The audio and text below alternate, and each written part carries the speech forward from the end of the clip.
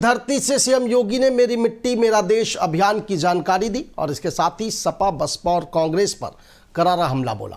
CM योगी ने कहा कि परिवारवाद और नोटों के बदले टिकट के कॉन्सेप्ट ने यूपी को खोखला कर दिया था, लेकिन पिछले 6 वर्षों में यूपी विकास के पथ पर रफ्तार से दौड़ रहा है। का अमृत महोत्सव 15 अगस्त को मनाया जाएगा। लाल किले की प्राचीर से प्रधानमंत्री जी का उद्बोधन सुनने को मिलेगा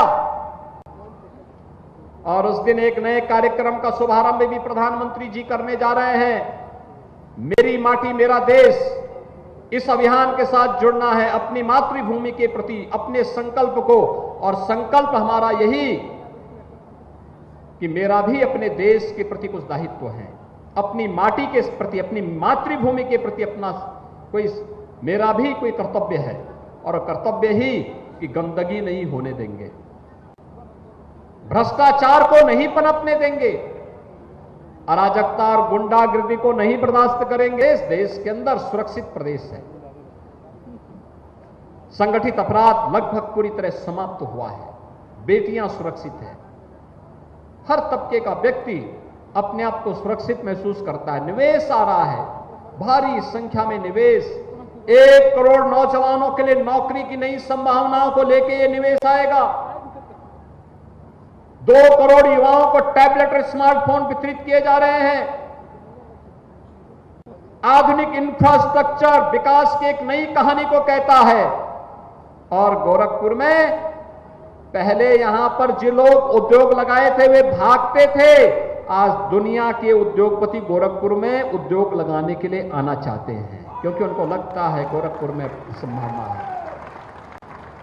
एक नहीं 4-4 विश्वविद्यालय आज के दिन पे गोरखपुर में काम कर रहे हैं। शिक्षा का आधुनिक हब गोरखपुर बन रहा है, महाविद्यालय हैं, इंटर कॉलेजेज हैं। कल हम लोगों ने इंटर कॉलेजेज के प्रबंधक और प्रधानाचार्यों के साथ 99 कॉलेज के जो सरकारी थे और सरकार द्वारा अनुदानित थे उनके साथ संवाद बनाया था, बहुत अच्छा संवाद था।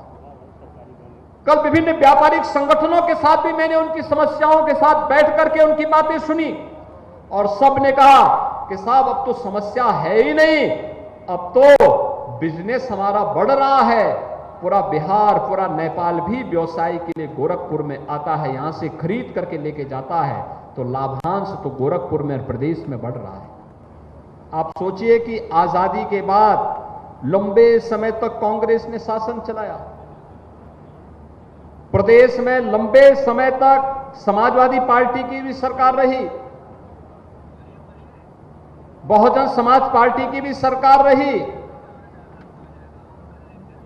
इन लोगों ने, कांग्रेस ने गरीबी हटाओ का नारा दिया, लेकिन किसी गरीब की गरीबी नहीं हटाई।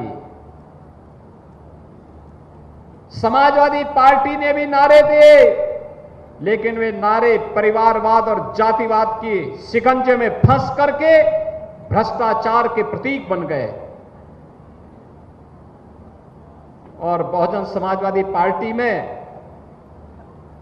हाथी का पेट इतना बड़ा था कि कुछ पूरा प्रदेश ही उसमें समा जा रहा था, और कारण था इन्हीं भ्रष्टाचार के कारण, इन्हीं परिवारवादी लोगों ने, इन्हीं जातिवादी लोगों ने आपको शासन की योजनाओं से वंचित रखा। एक गरीब के घर से लेकर के एम्स के निर्माण तक और फर्टिलाइजर के निर्माण तक की एक लंबी गाथा को लिखता हुआ गोरखपुर दिखाई दे रहा है। बीमारी का सर्वथा उन्मूलन करने हमने केवल माफिया और मच्छर की बीमारी का समाधान नहीं किया है, इंसेफ्लाइटिस की बीमारी का भी समाधान किया है। इंसेफ्लाइटिस की हर प्रकार की बीमारी का समाधान, इसीलिए हम लोग कहते हैं हर बीमारी का उपचार अब गोरखपुर के। पहले गरीब को राशन नहीं मिलता था, गरीब का राशन सत्ताधारी दलों से जुड़े हुए लोग हड़प जाते थे, खाद्यान्न घोटाला होता था। आज घोटाला कोई करेगा नहीं, सबको मालूम है जो घोटाला करेगा जेल उसका इंतजार कर रहा है। पहले नौकरी आती थी और गरीब का बच्चा, प्रतिभाशाली नौजवान देखता रह जाता था। सत्ता में बैठे हुए लोग नौजवान की नौकरी पे डकैती डालने का काम करते थे। आज किसी नौकरी में कोई सेंध नहीं लगा सकता है, और लगाएगा तो इससे पहले लगाएगा, उससे पहले जेल, उसके लिए दरवाजे खोल करके जेल के अंदर ठूंसने का कार्य पुलिस उसको कर देगी। आज के दिन